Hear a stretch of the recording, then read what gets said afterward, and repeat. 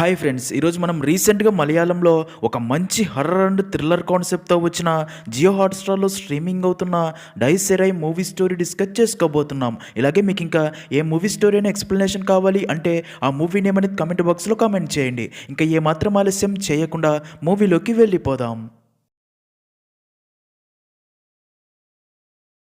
Movie start అవ్వగానే ఆనంద్ అనే ఒక బిల్డింగ్ కాంట్రాక్టర్ని చూపిస్తారు. ఒకరోజు ఆనంద్ కన్స్ట్రక్షన్ సైట్లో ఉండగా అప్పుడే ఆనంద్కి ఒక కాల్ రాగా కాల్ లిఫ్ట్ చేసి మాట్లాడిన ఆనంద్ షాక్ అయ్యి వెంటనే ఇంటికి వెళ్తాడు. నిజానికి ఆనంద్ పక్క ఇంట్లో ఉండే ఫ్యామిలీలోని కనిక అనే అమ్మాయి తమ ఇంటి బావిలోకి దూకి ఆత్మహత్య చేసుకుని ఉంటుంది. ఈ విషయం తెలిసిన పోలీసులు అక్కడికి చేరుకొని బావి నుండి కనిక డెడ్ బాడీని బయటికి తీయగా అది చూసిన కనిక ఫ్యామిలీ చాలా బాధపడతారు. ఇంకా ఆనంద్ కూడా కనిక డెడ్ బాడీని చూసి ఫీల్ అవుతాడు. సీన్ కట్ చేస్తే ఇక్కడే మనకి మన మూవీలో మెయిన్ క్యారెక్టర్ అయిన రోహన్ అనే వ్యక్తిని చూపిస్తారు. రోహన్ ఒక ఆర్కిటెక్ట్. తన పేరెంట్స్ యూఎస్లో సెటిల్ అయి ఉంటారు. ఇప్పుడు రోహన్ తన ఫాదర్కి ఇండియాలో ఉన్న బిజినెస్ చూసుకోవడానికి కొన్ని రోజులు ఇండియాకి వచ్చి ఉంటాడు. ఇంకా అలా ఒక రోజు రోహన్ తన ఫ్రెండ్స్తో కలిసి పార్టీ చేసుకుంటూ ఉండగా అప్పుడే తన ఫ్రెండ్ విశాల్ రోహన్తో, రే మన క్లాస్మేట్ కనిక ఉంది కదా, తను సూసైడ్ చేసుకుందంట, మన గ్రూప్లో అన్ని మెసేజెస్ అవే, చనిపోయి 2 రోజులు అయిందంట, నిన్న అంత్యక్రియలు కూడా జరిగాయని ఆకాష్ చెప్పాడు, కారణం ఏంటో తెలియదంట, రేపు మనం తన ఇంటికి వెళ్ళి తన ఫ్యామిలీని కలిసి వద్దామా అని చెప్పగా దానికి రోహన్ కూడా ఓకే అని చెప్తాడు. నెక్స్ట్ సీన్లో మరుసటి రోజు ఉదయం రోహన్ తన ఫోన్లో తను కనిక కలిసి దిగిన ఫొటోస్ అండ్ చాట్ చూస్తాడు. ఇక్కడే మనకు తెలిసే ఒక విషయం ఏంటంటే ఒకప్పుడు రోహన్ అండ్ కనిక రిలేషన్షిప్లో ఉండేవారు అని. ఇంకా తర్వాత అలా రోహన్ అండ్ విశాల్ కలిసి కనిక ఇంటికి వెళ్తారు. అక్కడే ఇంటి బయట ఉన్న ఆనంద్ వారిని చూసి మాట్లాడగా తాము కనిక ఫ్రెండ్స్ అని చెప్పడంతో వారిని తీసుకెళ్లి కనిక పేరెంట్స్తో మాట్లాడిస్తాడు. ఇంకా అప్పటికే రోహన్కి కనిక తమ్ముడు పరిచయం ఉండడంతో కిరణ్ ఎక్కడ ఉన్నాడు అని అడగ్గా దానికి కనిక ఫాదర్ టెర్రస్ పై ఉన్నాడు అని చెప్పడంతో అలా టెర్రస్ పైకి వెళ్తున్న రోహన్ అక్కడే ఉన్న కనిక రూమ్ని చూసి లోపలికి వెళ్ళి తన వస్తువులు ఫొటోస్ చూస్తూ ఫీల్ అవుతాడు. ఇంకా అక్కడే ఉన్న కనిక హెయిర్ పిన్ని తీసుకుని చూస్తాడు. తర్వాత కిరణ్ దగ్గరికి వెళ్ళి తనతో మాట్లాడి తనకి ధైర్యం చెప్పగా కిరణ్ రోహన్తో, నాకు సరిగ్గా నిద్ర పట్టడం లేదన్నా, నా రూమ్ కిటికీ తెరవగానే ఆ బావే కనిపిస్తుంది, అంతేకాక ఆ రోజు బావిలో ఉన్న డెడ్ బాడీని మొదట చూసింది నేనే, బావి నుండి అక్క డెడ్ బాడీ తీస్తున్నప్పుడు చూసిన తన మొహమే నా మైండ్లో ఉండిపోయింది అని చెప్తాడు. అది విన్న రోహన్, కనిక నీతో పర్సనల్గా ఏమైనా చెప్పిందా అని అడగ్గా దానికి కిరణ్, అంత క్లోజ్గా మేము ఎప్పుడూ మాట్లాడుకోలేదు అని చెప్తాడు. అలా రోహన్ కిరణ్తో మాట్లాడి అక్కడి నుంచి వెళ్ళిపోతాడు. ఇంకా రాత్రి ఇంటికి వచ్చిన రోహన్ పనివారిని అక్కడ నుండి వెళ్ళిపోమని చెప్పి తర్వాత తను కూడా ఫ్రెష్ అప్ అయ్యి తను కనిక ఇంటి నుండి తెచ్చిన కనిక హెయిర్ క్లిప్ ఆల్మారాలో పెట్టి నిద్రపోతాడు. అలా అర్ధరాత్రి సమయంలో రోహన్ రూమ్ డోర్ దానంతటదే ఓపెన్ అవ్వడంతో ఆ సౌండ్ విన్న రోహన్కి మెలకువ వచ్చి లేచి చూడగా అప్పుడే కింది ఫ్లోర్ నుండి గజ్జల సౌండ్ వినిపించడంతో రోహన్ కొంచెం భయపడుతూనే రూమ్ నుండి బయటికి వెళ్ళి చూడగా అక్కడ తనకి ఎవ్వరూ కనిపించకపోవడంతో రోహన్ మళ్ళీ తన రూమ్లోకి వెళ్ళి నిద్రపోతాడు. సీన్ కట్ చేస్తే మరుసటి రోజు ఉదయం ఆనంద్ సైట్కి వెళ్లే ముందు హెల్త్ బాగోని తన అమ్మకి టిఫిన్ పెట్టి టాబ్లెట్స్ ఇస్తాడు. అప్పుడే ఆనంద్తో తన అమ్మ, నువ్వు కూడా మీ నాన్నలాగే అదే పని చేయవచ్చు కదరా అనగా దానికి ఆనంద్, నాన్న చేసినట్లు మంత్రాలు పూజలు చేస్తే ఏం వస్తుంది, ఆ రోజుల్లో నాన్న గవర్నమెంట్ జాబ్ చేసి ఉంటే ఆయన పింఛన్తో మనం ఇప్పుడు ఓన్ ఫ్లాట్లో హ్యాపీగా ఉండేవాళ్ళమని చెప్తాడు. దానికి తన అమ్మ, ఆ అమ్మాయి గురించి నీకు అనిపించినప్పుడే చెప్పి ఉంటే ఆ అమ్మాయిని కాపాడే వాళ్ళం కదా అనగా దానికి ఆనంద్, నాకు అనిపించినవన్నీ ఊర్లో వాళ్ళతో చెప్పలేం కదా, వారు ఏమనుకుంటారో అంటాడు. దానికి తన అమ్మ, కానీ నీకు అనిపించిందే జరిగింది కదరా, ఈ భాగ్యం అందరికీ రాదు, ఇది మీ నాన్న ఆశీర్వాదం అనగా దానికి ఆనంద్, ఈ కాలంలో ఆశీర్వాదంతో ఏమీ రాదు, డబ్బు ఉంటేనే అన్ని దక్కుతాయని చెప్పి వెళ్ళిపోతాడు. ఇక్కడే మనకు తెలిసే ఒక విషయం ఏంటంటే ఆనంద్ ఫాదర్ దెయ్యాల సిమ్టమ్స్ కనిపెడుతూ దెయ్యాలు పట్టిన వారికి పూజలు చేస్తూ మంత్రతాయత్తులు కడుతూ ఆత్మలను విడిపిస్తూ ఉండేవాడు. ఇదిలా ఉంటే మరో పక్క కనికా మదర్ కనికాని తలుచుకొని చాలా బాధపడుతూ తన భర్తతో, మనం ఏం తప్పు చేశామండి, ఎందుకని మన కూతురు ఇలాంటి నిర్ణయం తీసుకుందని చెప్పి ఫుల్గా ఎమోషనల్ అవ్వగా తన భర్త కనిక ఎప్పుడూ మనతోనే ఉంటుంది అని చెప్పి తనని ఓదారుస్తాడు. మరో పక్క అదే రోజు రాత్రి రోహన్ తన రూమ్లో నిద్రపోతూ ఉండగా అర్ధరాత్రి సమయంలో రోహన్ జుట్టుని ఎవరో చేతితో నిమురుతున్నట్లు అనిపించి ఉలిక్కిపడి నిద్రలేస్తాడు. కానీ అక్కడ ఎవ్వరూ ఉండరు. ఇంకా తన రూమ్ డోర్ మళ్ళీ ఓపెన్ చేసి ఉండడం చూసి షాక్ అవ్వగా అప్పుడే బెడ్పై ఎవరో కూర్చున్నట్లు కనిపించి ఫుల్గా భయపడిపోయి రూమ్ నుండి బయటికి వెళ్ళి డోర్ క్లోజ్ చేసి డోర్ దగ్గర నిలబడి ఉండగా అప్పుడే రూమ్ నుండి ఎవరో కాళ్ళకి గజ్జలు కట్టుకొని నడుస్తూ ఉన్నట్లు సౌండ్ వచ్చి తర్వాత ఆల్మారా ఓపెన్ చేసి హెయిర్ క్లిప్ చేతిలో పట్టుకుని నొక్కుతున్న సౌండ్స్ వినిపించడంతో మరింత భయపడిపోయి కిందికి వెళ్ళి సోఫాలో కూర్చొని రాత్రంతా నిద్రపోకుండా పై రూమ్ వైపే చూస్తూ అసలు తనని టార్చర్ చేస్తున్న అదృశ్య శక్తి ఏంటి అని అదే ఆలోచిస్తూ ఉంటాడు. ఇంకా అలా ఉదయం అవ్వగానే ఇంట్లో పనివారు రావడంతో రోహన్ భయపడుతూనే తన తన రూమ్ దగ్గరికి వెళ్ళి డోర్ ఓపెన్ చేసి చూడగా రూమ్ అంతా నార్మల్గానే ఉంటుంది. మరోపక్క కనిక ఫాదర్ అండ్ ఆనంద్ కలిసి కనిక ఆత్మహత్య చేసుకున్న బావిని పూర్తిగా క్లోజ్ చేయిస్తారు. ఇదిలా ఉంటే బాగా ఆలోచించిన రోహన్ తను 2 రోజుల్లో తిరిగి యూఎస్కి వెళ్ళిపోవాలని ఫిక్స్ అయ్యి ఇక్కడే ఉంటే ప్రాబ్లం మరింత పెద్దదవుతుంది అని ఫ్లైట్ టికెట్స్ కూడా బుక్ చేసుకుంటాడు. నెక్స్ట్ సీన్లో అదే రోజు రాత్రి రోహన్ తన చుట్టూ జరుగుతున్నదంతా ఆలోచిస్తూ కిచెన్లో ఫుడ్ తింటూ ఉండగా అప్పుడే తనకి అదే గజ్జల శబ్దం వినిపించి తన జుట్టుని ఎవరో నిమురుతున్నట్లు అనిపించి ఫుల్గా భయపడిపోతాడు. అప్పుడే సడన్గా ఏదో అదృశ్య శక్తి రోహన్ పై అటాక్ చేస్తూ తన చేతిపై కొరికి ఊపిరాడనివ్వకుండా చేసి చంపబోగా రోహన్ దాని నుండి తప్పించుకోవాలని చాలా ట్రై చేస్తాడు. కానీ ఆ అదృశ్య శక్తి రోహన్ని ఆల్మోస్ట్ చంపబోగా రోహన్ స్ట్రోకులపై పడిపోతాడు. ఇంకా అప్పుడే రోహన్కి బావిలో పడి ఉన్న కనికా డెడ్ బాడీనే కనిపించగా ఉలిక్కి పడి నిద్రలేస్తాడు. ఇంకా అప్పటికే ఉదయం అయిపోగా వాచ్మెన్ తన భార్య దెబ్బలతో స్లో లేకుండా పడి ఉన్న రోహన్ని నిద్రలేపి ఏం జరిగింది సార్ అని అడగ్గా రాత్రి జరిగిందంతా గుర్తు చేసుకున్న రోహన్ జరిగింది వారికి ఎలా చెప్పాలో అర్థం కాదు. ఇంకా అప్పటికే సెక్యూరిటీ రోహన్ ఫాదర్కి జరిగింది ఫోన్ చేసి చెప్పి ఉండడంతో రోహన్కి తన ఫాదర్ ఫోన్ చేసి ఏం జరిగిందిరా అని అడగ్గా దానికి రోహన్ ఏం కాలేదు నాన్న అని నచ్చి చెప్పి కాల్ కట్ చేస్తాడు. ఇంకా బాగా ఆలోచించిన రోహన్కి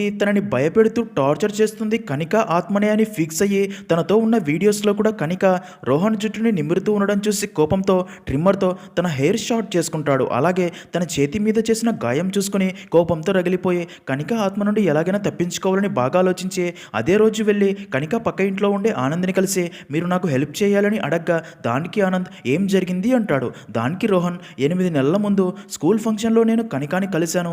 చాలా రోజుల తర్వాత కనికాని చూసింది అక్కడే. ఇద్దరికి పరిచయం అయ్యి ఇద్దరం ఒకరికొకరు నచ్చి కనెక్ట్ అయ్యాం. తర్వాత చాలా క్లోజ్ అయ్యాం. ఇద్దరం చాలా హ్యాపీగా ఉండేవాళ్ళం. కానీ తర్వాత కనిక తనని పెళ్లి చేసుకోవాలని ఫోర్స్ చేయడం మొదలుపెట్టింది.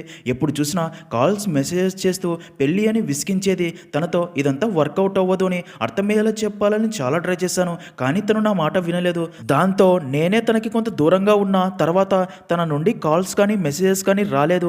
తను అర్థం చేసుకుని మారిపోయిందని చాలా హ్యాపీగా ఫీల్ అయ్యాను. అయితే అప్పుడే నాకు తను సూసైడ్ చేసుకుంది అని తెలిసి షాక్ అయ్యానని చెప్పగా అదంతా విన్న ఆనంద్ ఇవన్నీ నాకు ఎందుకు చెప్తున్నారు అనగా దానికి రోహన్ నేను కనికా ఇంటికి వెళ్ళి వచ్చినప్పటి నుండి తన ఆత్మ నన్ను టార్చర్ చేయడం స్టార్ట్ చేసింది. తను నడిచే గజ్జల సౌండ్ కూడా నాకు వినబడుతుంది. నన్ను నిద్రపోనివ్వట్లేదు. అందుకే మీరే కనికా ఫ్యామిలీతో మాట్లాడి పూజ లాంటిది ఏమైనా చేయించాలని చెప్పగా దానికి ఆనంద్ ఇప్పుడు మీరు చెప్పిందంతా నిజమే. అయితే కనికా ఆత్మకి శాంతి కలగడం కోసం నేను నీకు హెల్ప్ చేస్తాను. అయితే ఒకరు మరణించిన తర్వాత వారి ఆత్మ తనకి నచ్చిన వారితో ఈ భూమి మీద కొన్ని రోజులు ఉంటుంది అని పెద్దవారు చెప్తారు. 16వ రోజు కార్యక్రమం తర్వాత ఆత్మకి మోక్షం కలిగి భూమిని విడిచి వెళ్తుంది అంటారు. ఆ 16వ రోజునే పెద్ద కర్మ అంటారు. అందుకే పెద్ద కర్మ దాకా మీరు కొంచెం జాగ్రత్తగా ఉండండి. తర్వాత ఏదో ఒక పరిష్కారం ఆలోచిద్దామని ధైర్యం చెప్పి పంపుతాడు. సీన్ కట్ చేస్తే ఆ రోజు నుండి రోహన్ పగలు రాత్రి నిద్రపోకుండా ఇంట్లో లైట్స్ అన్ని ఆన్లోనే పెట్టి జరిగిందే ఆలోచిస్తూ ఉంటాడు. అలా కనిక 16వ రోజు పెద్ద కర్మ కూడా కంప్లీట్ అవుతుంది. రోహన్ తన రూమ్లో ఇంకా కనిక ఆత్మ ఉందో లేదో అని చెక్ చేయగా అక్కడ తనకి ఎలాంటి సిమ్టమ్స్ కనిపించకపోవడంతో కనిక ఆత్మ వెళ్ళిపోయిందని చాలా హ్యాపీగా ఫీల్ అయ్యి అదే రోజు రాత్రి కిరణ్ని తన ఇంటికి పిలిచి టెర్రస్ పైకి వెళ్ళి డ్రింక్ చేస్తూ మాట్లాడుకుంటూ ఉంటారు. అలా కాసేపటికే కిరణ్ తన అక్క కనికాని తలుచుకొని ఫుల్గా ఎమోషనల్ అవ్వగా రోహన్ తనని ఓదార్చి తనకి మరో పెగ్గు కలపడానికి టేబుల్ దగ్గరికి వెళ్ళగా ఇక్కడే అదిరిపోయే ట్విస్ట్ ఏంటంటే అప్పుడే రోహన్కి మళ్ళీ కాళ్ళకి గజ్జలు కట్టుకుని నడుస్తున్న శబ్దం వినిపించడంతో రోహన్ షాక్ అవ్వగా అప్పుడే ఆ ఆత్మ బాల్కనీ దగ్గర నిలబడి బాధపడుతున్న కిరణ్ని గాల్లోకి లేపి కింద పడేయాలని చూడగా అది చూసిన రోహన్ తనని కాపాడాలని చాలా ట్రై చేస్తాడు. కానీ ఆ ఆత్మ కిరణ్ని పైనుండి కిందికి పడేయడంతో కిరణ్ తలకి గాయమయ్యి తన 2 కాళ్ళు విరిగిపోయి స్లో కోల్పోతాడు. అదంతా చూస్తున్న రోహన్ వెంటనే కిరణ్ని హాస్పిటల్కి తీసుకెళ్లి అడ్మిట్ చేసి కిరణ్ పేరెంట్స్కి విషయం చెప్పడంతో వెంటనే అక్కడికి చేరుకొని కిరణ్ని ఆ పరిస్థితిలో చూసి చాలా ఎమోషనల్ అవుతారు. ఇంకా అప్పుడే అక్కడికి ఆనంద్ రాగా రోహన్ జరిగింది తనకి చెప్పాలి అనుకుంటాడు. అయితే ఆనంద్ తనతో కిరణ్ని ఎలాంటి పార్టీలకి ఎందుకు తీసుకెళ్లారు, తాగిన మైకంలో టెర్రస్ పై నుండి కింద పడ్డాడు అని పోలీసులు అంటున్నారు. వారి పేరెంట్స్ కేసు పెట్టినా మిమ్మల్ని ఏం చేయలేరు, ఎందుకంటే మీరు బాగా డబ్బున్నవారు కదా. ఇప్పుడు కిరణ్ కండిషన్ సీరియస్గా ఉంది అని డాక్టర్స్ చెప్తున్నారు. మీరు ముందు ఇక్కడ నుండి వెళ్ళిపోండి, నేను తర్వాత కాల్ చేస్తా అని చెప్పడంతో రోహన్ అక్కడ నుండి వెళ్ళిపోతాడు. నెక్స్ట్ సీన్లో అలా ఇంటికి వచ్చిన రోహన్ కనిక హెయిర్ క్లిప్ చేతిలో పట్టుకొని కనిక ఆత్మ తన తమ్ముడినే ఎందుకు చంపాలి అనుకుంది అని ఏమీ అర్థం కాక ఆలోచిస్తూ ఉండగా అప్పుడే ఆ ఇంట్లో లైట్స్ అన్నీ ఆఫ్ అవుతాయి. అప్పుడే కింది ఫ్లోర్ నుండి అదే గజ్జల శబ్దం వినిపిస్తూ ఉండడంతో రోహన్ అదేంటో కనిపెట్టాలని భయపడుతూనే కిందికి వెళ్ళి అంతా చూస్తూ ఉండగా అప్పుడే తనకి మెట్లపైన ఒక ఆకారం కనిపిస్తుంది. దాన్ని చూసిన రోహన్ షాక్లో ఉండిపోతాడు. ఇక్కడే రివీల్ అయ్యే మైండ్ బ్లాక్ అయ్యే ట్విస్ట్ ఏంటంటే అది కనిక ఆత్మ కాదు, ఒక మగ ఆత్మ అని అర్థమైన రోహన్కి అసలు ఏమీ అర్థం కాదు. అప్పుడే ఆ ఆత్మ ఆత్మ మాయమైపోతుంది. ఇంకా మరుసటి రోజు ఉదయం రోహన్ ఆనంద్కి ఫోన్ చేసి అర్జెంట్గా కలవాలి అనడంతో ఆనంద్ రోహన్ ఇంటికి వస్తాడు. అప్పుడే రోహన్ తనతో మనం అనుకుంటున్నట్టు అది కనిక ఆత్మ కాదు, ఒక మగ ఆత్మ అని చెప్తాడు. అది విన్న ఆనంద్ కూడా కొంచెం షాక్ అయ్యి ఆ ఇంటి డీటెయిల్స్ అడిగి, అలాగే రీసెంట్గా మీ ఫ్యామిలీలో కానీ రిలేటివ్స్లో ఎవరైనా చనిపోవటం లేదా శ్మశానం మార్చురీకి వెళ్ళి రావటం జరిగిందా అని అడగ్గా దానికి రోహన్ లేదు, కనిక ఇంటికి వెళ్ళి వచ్చినప్పటి నుండి ఇలా జరుగుతుంది అంటాడు. అది విన్న ఆనంద్ అసలు ఆ రోజు ఏం జరిగిందో చెప్పు అనగా రోహన్ కిరణ్తో కాసేపు మాట్లాడాను, అంతకుముందు కనిక రూమ్లోకి వెళ్ళి అక్కడ తన వస్తువులన్నీ చూస్తూ తన హెయిర్ క్లిప్ ఒకటి తీసుకొచ్చాను అని చెప్తాడు. అది విన్న ఆనంద్ తీవ్రమైన ద్వేషంతోనో నెరవేరని కోరికతోనో ఒకరు చనిపోతే వారి ఆత్మ ఈ భూమి నుండి పూర్తిగా వెళ్ళదు, వారు ఉపయోగించే వస్తువులలో వారి ఉనికి ఉంటూనే ఉంటుంది. మీరు చెబుతున్నట్లు అది కనిక ఆత్మ కాకపోతే కనికా వస్తువుల మీద ఆశ పెంచుకున్న మరొకరు అయి ఉండవచ్చు. ఆ రోజు ఆ వ్యక్తి ఆ రూమ్లో ఉండి అంతా గమనించి ఉంటాడు, మీరు హెయిర్ క్లిప్ తీసుకోవడం కూడా చూసి ఉంటాడు. అప్పటి నుండి ఆ వ్యక్తి మిమ్మల్ని ఫాలో చేస్తూ ఉంటాడు. ఇప్పుడు మన పక్కనే ఉండే మన మాటలు కూడా వింటూ ఉండవచ్చు. ఇంతకీ అతను ఎవరు, ఎందుకు నిన్ను టార్చర్ చేస్తున్నాడు, అసలు కనికాకి తనకి రిలేషన్షిప్ ఏంటి, వీటన్నిటికీ సమాధానాలు కావాలి అంటే ఇది మొదలైన చోటుకి అంటే కనికా ఇంటికి వెళ్ళాలి అని చెప్తాడు. సీన్ కట్ చేస్తే అలా ఆనంద్ అండ్ రోహన్ కనికా ఇంటికి వెళ్ళి కనికా రూమ్ అంతా చూస్తూ ఉంటారు. రోహన్ తను తీసుకెళ్లిన హెయిర్ క్లిప్ని మళ్ళీ అక్కడే పెట్టేస్తాడు. ఇంకా కనికాకి డ్యాన్స్ అంటే చాలా ఇష్టం, ప్రతిరోజు డ్యాన్స్ ప్రాక్టీస్కి వెళ్ళేది. అయితే తన బాక్స్లో కాలి గజ్జలు కనిపించవు. అది చూసిన ఆనంద్ రోహన్తో తన గజ్జలు లేవు అంటే నిన్ను ఫాలో అవుతున్న వాడే గజ్జలు తీసి ఉండాలని చెప్పి కనికా లైఫ్లో నువ్వు కాకుండా మరొకడు ఎవడైనా ఉండి ఉండాలి అనగా దానికి రోహన్ కనికా లైఫ్లో లాంటి వాడు ఎవడూ లేడు, కనికా గురించి నాకు బాగా తెలుసు అంటాడు. దానికి ఆనంద్ తన మీద ఈర్ష్యపడినవాడో ద్వేషించేవాడో ప్రేమించినవాడో ఉండి ఉంటాడు, వాడు మిమ్మల్ని టార్గెట్ చేయడానికి పెద్ద కారణమే ఉండాలని చెప్పగా అది విన్న రోహన్ దీన్ని మనం ఇప్పుడు ఎలా ముగించాలి అంటాడు. దానికి ఆనంద్ ఎదురుగా ఉన్న ఎల్సమ్మ ఇంటిని చూపించి తనే ఇంట్లో పనిచేసే పని మనిషి, ఇలాంటి విషయాలు అన్నీ ఇంట్లో వారికంటే ఇంట్లో పనిచేసే వారికే ఎక్కువగా తెలిసే అవకాశం ఉందని అలా ఇద్దరు ఎల్సమ్మ ఇంటి దగ్గరికి వెళ్తారు. ఆనంద్ ఎల్సమ్మతో మాట్లాడి నీ కొడుకు మను బాగున్నాడా అని అడగ్గా దానికి ఎల్సమ్మ బాగున్నాడు అంటుంది. అప్పుడే ఆనంద్ కనికా గురించి అడుగుతూ కనికాకి అబ్బాయిల్లో ఫ్రెండ్స్ ఎవరైనా ఉన్నారా, అలా కనికాని కలవటానికి తరచుగా ఇంటికి వచ్చేవారా అని అడగ్గా దానికి ఎల్సమ్మ కనికాకి అబ్బాయిల్లో ఫ్రెండ్స్ ఎవరు లేరు అని, తను ఇంటి నుండి డ్యాన్స్ క్లాస్కి అక్కడ నుండి ఇంటికి వచ్చేది చాలా మంచి అమ్మాయి, వారి కుటుంబానికి ఏదో శాపం ఉంది, అప్పుడు కనికాకి ఇప్పుడు కిరణ్కి ఇలా అయ్యి హాస్పిటల్లో ఉన్నాడు అని చెప్తుంది. అదంతా విన్న ఆనంద్ రోహన్తో మీరేం టెన్షన్ పడకండి, తొందరలోనే ఈ సమస్యకి పరిష్కారం వెతుకుదాం, అప్పటిదాకా మీరు ఆ ఇంట్లో ఉండకండి, బయట ఎక్కడైనా స్టే చేయండి అని చెప్పి పంపుతాడు. దాంతో రోహన్ ఇంట్లో పనివారికి తను కొన్ని రోజులు ఇంటికి రాను అని చెప్పి వెళ్ళి బయట స్టే చేస్తాడు. సీన్ కట్ చేస్తే అదే రోజు రాత్రి ఆనంద్ తన ఇంట్లో భోజనం చేస్తూ ఉండగా అప్పుడే తనకి కొన్ని విచిత్రమైన శబ్దాలు వినిపించడంతో కొంచెం భయపడిపోతాడు. మళ్ళీ శబ్దాలు స్టాప్ అవ్వడంతో అదంతా తన భ్రమ అనుకుంటాడు. ఇంకా అప్పుడే సడన్గా కిటికీ డోర్స్ వాటంతటవే ఓపెన్ క్లోజ్ అవుతూ కుర్చీలు వాటంతటవే కదులుతూ ఉండడంతో అదంతా చూస్తున్న ఆనంద్ ఫుల్గా భయపడిపోయి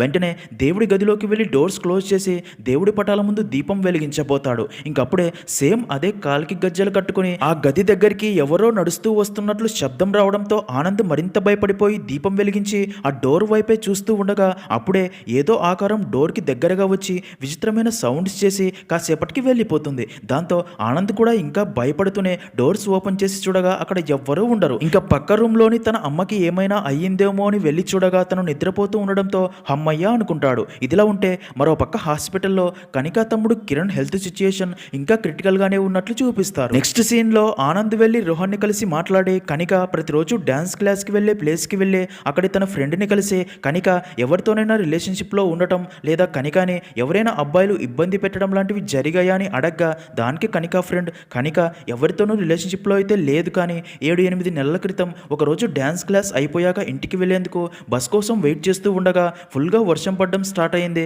దాంతో పక్కనే ఉన్న బిల్డింగ్లోకి వెళ్ళి నిలబడగా అక్కడే ఉన్న జిరాక్స్ షాప్లో పనిచేసే ఒకడు మా వైపే చూస్తూ ఉండడం గమనించాను. ఆ తర్వాత మేము ఎప్పుడు వెళ్ళిన వాడు అక్కడే కనిపించేవాడు, కానీ మేము తనని సీరియస్గా తీసుకోలేదు. అయితే ఒకరోజు అతను మా డ్యాన్స్ క్లాస్ గేట్ ముందు నిలబడి కనికా వైపే చూస్తూ ఉన్నాడు. అది గమనించిన నాకు చాలా భయం వేసి కనికాకి చెప్పి పోలీస్ కంప్లైంట్ ఇద్దాము అని చెప్పగా దానికి కనిక ఈ విషయం ఇక్కడితో వదిలే, ప్రాబ్లం ఎందుకు అని చెప్పింది. ఆ తర్వాత కూడా కొన్ని రోజులు ఇక్కడే కనిపించేవాడు. ఆ తర్వాత మాకు అతను కనిపించలేదు, తను చూడ్డానికి రింగుల జుట్టుతో సన్నగా ఉంటాడు అని అంతా చెప్తుంది. ఇంకా అదంతా విన్న రోహనుడు ఆనంద్ ఆ జిరాక్స్ షాప్ దగ్గరికి వెళ్ళి ఆ షాప్ ఓనర్ని ఆ వ్యక్తి గురించి అడగ్గా దానికి షాప్ ఓనర్ తన పేరు ఫిలిప్ అని, తన అడ్రస్ లేదు కానీ ఫోన్ నెంబర్ ఉంది అని వారికి ఇచ్చి ఫిలిప్ నా దగ్గర దగ్గర కొన్ని రోజులు మాత్రమే పనిచేశాడు.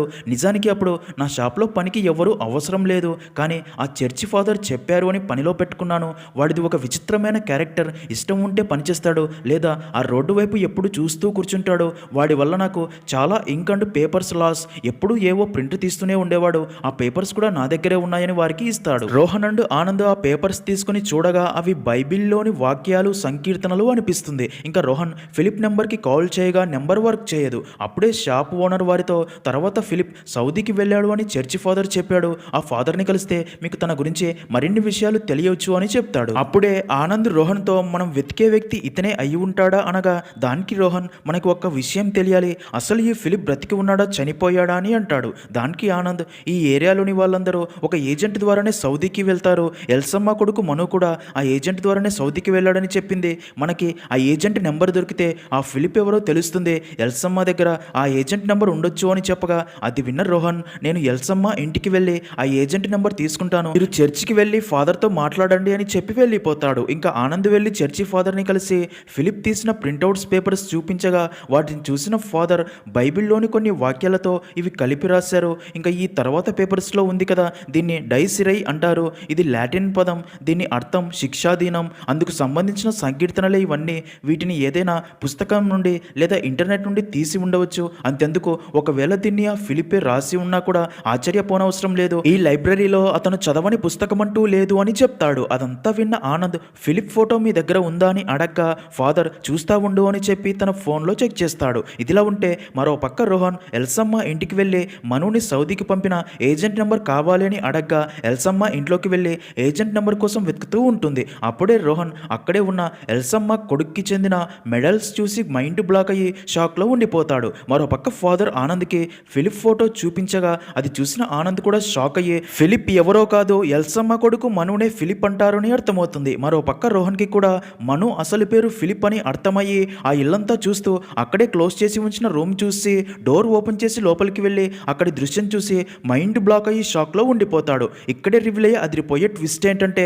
అక్కడ బెడ్పై పూర్తిగా డ్యామేజ్ అయిన స్థితిలో ఫిలిప్ డెడ్ బాడీ ఉంటుంది. ఆ రూమ్ నిండా తను ప్రింట్అవుట్స్ తీసిన పేపర్స్ ఉంటాయి. అలాగే టేబుల్ పైన కనిక ఫోటో, ఇంకా తన వస్తువులు కూడా ఉంటాయి. అప్పుడే రోహన్ ఫిలిప్ కాళ్ళ వైపు చూడగానే తన కాళ్ళకి కనిక రూమ్లో మిస్ అయిన అదే గజ్జలు తన కాళ్ళకి ఉంటాయి. అదంతా చూసిన రోహన్కి ఇన్ని రోజులు తనని టార్చర్ చేసింది ఫిలిప్ ఆత్మనే అని అర్థమవుతుంది. అయితే అప్పుడే అక్కడికి వచ్చిన ఫిలిప్ అమ్మ ఎల్సమ్మ రాడ్డుతో రోహన్ తలపై కొట్టగా స్ట్రోకులపోయి పడిపోతాడు. ఇంకా ఎల్సమ్మ తన కొడుకు డెడ్ బాడీని చూస్తూ ఏడుస్తూ, ఏదో ఒక రోజు నా కొడుకుని వెతుక్కుంటూ ఎవరో ఒకరు వస్తారు అనుకున్నా, కానీ నువ్వు వస్తావని అనుకోలేదు.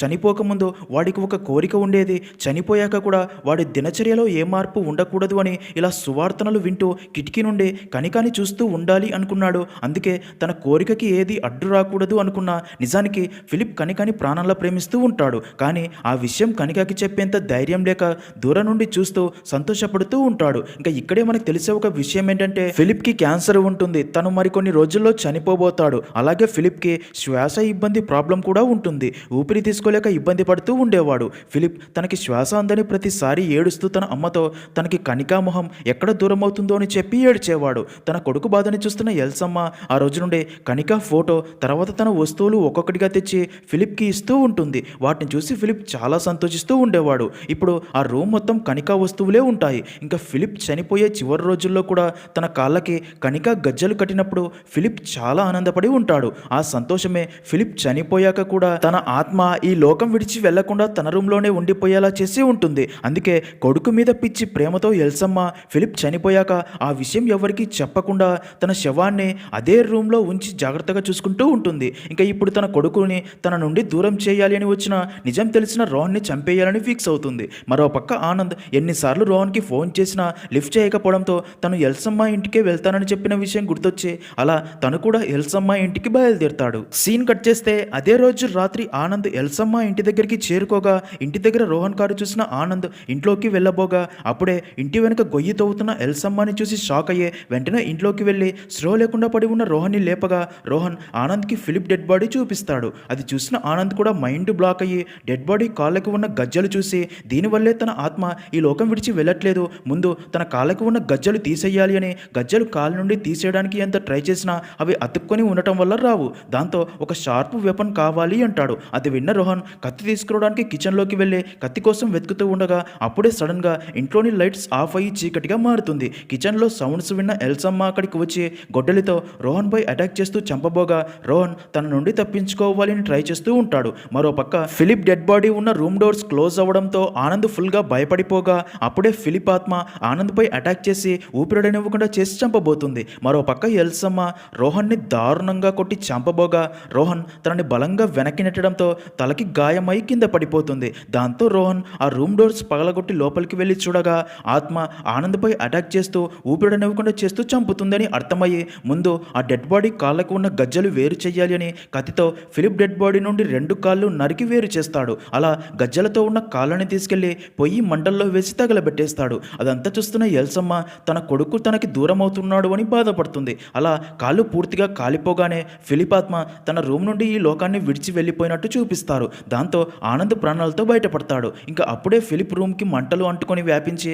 నెమ్మదిగా రూమ్ మొత్తం తగలబడిపోతూ ఉంటుంది. అలా బెడ్పై ఉన్న ఫిలిప్ డెడ్ బాడీ కూడా తగలబడిపోతుంది. అది చూసిన ఎల్సమ్మ అదే రూమ్లో కూర్చొని ఏడుస్తూ ఉండగా రోహన్ ఎల్సమ్మ చెయ్యి పట్టుకొని ఇక మీదట నీకు నేను అండగా ఉంటాను అని ధైర్యం చెప్పి ఎల్సమ్మని బయటికి తీసుకెళ్తాడు. సీన్ కట్ చేస్తే జార్జ్ అనే వ్యక్తి వచ్చి ఆనంద్ని కలిసి మీ నాన్నగారి గురించి నేను చాలానే విన్నాను. ఆయన చనిపోయిన విషయం నాకు ఈ మధ్యనే తెలిసిందే. ఇప్పుడు ఇలాంటి కేసులో మీరు డీల్ చేస్తున్నారా అని అడగడానికి మీ దగ్గరికి వచ్చాను. విషయం ఏంటంటే నాకు బాగా తెలిసిన ఫ్యామిలీ వారి ఇంటిని చాలా సంవత్సరాలుగా రెంట్కి ఇచ్చారు. ఆ ఇంట్లో చివరిగా అద్దెకి ఉంది ఒక తల్లి కొడుకు. ఆ ఇంట్లో ఏవో కొన్ని ప్రాబ్లమ్స్ ఉన్నాయి. ఆ ఇల్లు ఇప్పుడు లాక్ చేసి ఉంది. ఆ ఇంటి ఓనర్స్ ఇప్పుడు చాలా ఇబ్బందుల్లో ఉన్నారు. దాన్ని అమ్మలేక రెంట్కి ఇవ్వలేకపోతున్నారు. మీరే ఒకసారి వచ్చి చూస్తే ప్రాబ్లం ఏంటో తెలుస్తుంది, ఎప్పుడు వస్తారని అడగ్గా దానికి ఆనంద్ ఈ ఆదివారం వస్తాను అని చెప్పి పంపుతాడు. ఇంకా అప్పుడే రోహన్ అక్కడికి వచ్చి ఇప్పుడే కిరణ్ని కలిసి వచ్చాను, తను కోలుకుంటున్నాడు, ఎల్సమ్మ ఎలా ఉందని అడగ్గా దానికి ఆనంద్ తన అన్నయ్య వచ్చి ఊరికి తీసుకెళ్లాడు, తనకి ఒక్కడే కొడుకు, అందుకే తన చావుని తట్టుకోలేకపోయిందంట.